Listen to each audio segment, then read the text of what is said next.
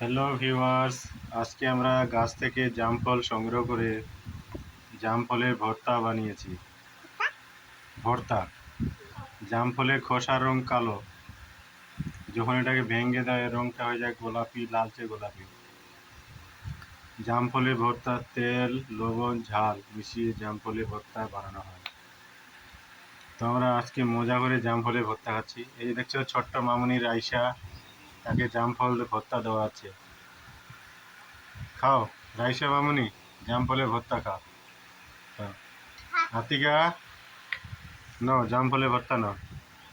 কেমন করছে খেতে জাম ফলের ভর্তা? খুবই টেস্টি। আমিও তাহলে একটু খেয়ে দেখি নাকি? আচ্ছা, আমিও একটু খেয়ে দেখি না।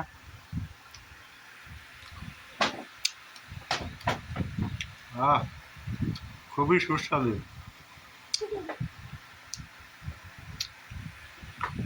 এই জাম ফল হলো গরমকালে একটি সুস্বাদু ফল। এই ফল যারা খেয়েছেন তারা বুঝতে পারবে এর স্বাদ কেমন। যারা খাননি, চলে আসুন গ্রাম বাংলায় গরমকালে জাম ফল খেতে।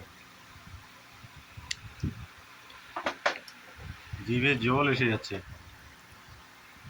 লোভ সামলানো যায় না।